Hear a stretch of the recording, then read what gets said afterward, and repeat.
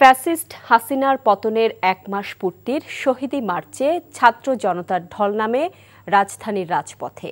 মিছিলে যোগ দেয়া মানুষের প্রত্যাশা নতুন বাংলাদেশ বিনির্মাণ। জুলাই অভ্যুত্থানে হত্যাকাণ্ডে জড়িত সবার বিচারের দাবিও জানায় ছাত্র জনতা। নূর হোসেনের রিপোর্ট।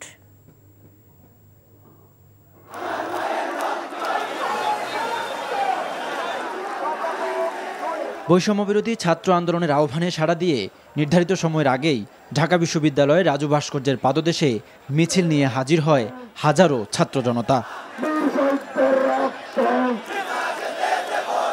জাতীয় পতাকা নিয়ে ঢাকা বিশ্ববিদ্যালয় এলাকা থেকে শুরু হয়ে মিছিল যত দূর এগিয়েছে ততই শহীদি মার্চে যুক্ত হয় ছাত্র জনতার একের পর এক বহর। জুলাই বিপ্লবের সাক্ষী সায়েন্স ল্যাব, ধানমন্ডি, শাহবাগ এলাকা পাড়ি দিয়ে ছাত্র জনতার মিছিল পৌঁছে যায় শেখ হাসিনা পতনের এক দফার ঘোষণার কেন্দ্রীয় শহীদ মিনারে।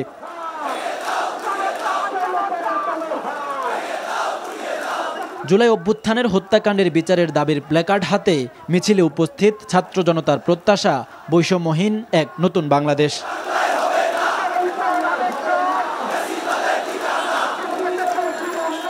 আমাদের মিছিল হচ্ছে আমাদের শহীদদের যেন যারা হত্যা করেছে, যেসব পুলিশ, যারা আওয়ামী লীগের যেসব পুলিশরা আওয়ামী লীগের যেসব কমান্ড অনুযায়ী তারা এই গুলি এবং হত্যাযজ্ঞ চালিয়েছে তাদের আমরা ফাঁসি চাই। একটা ভালো সুন্দর সুস্থ দেশ চাই, হ্যাঁ, একটা স্বাধীন দেশ চাই।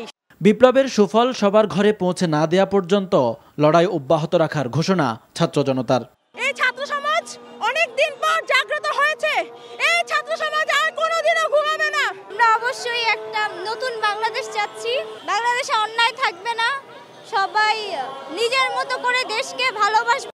নতুন বাংলাদেশ বিনির্মাণে দলমত নির্বিশেষে সবাইকে ঐক্যবদ্ধভাবে কাজ করার আহ্বান ছাত্রনেতাদের। নূর হোসেন, এনটিভি নিউজ, ঢাকা।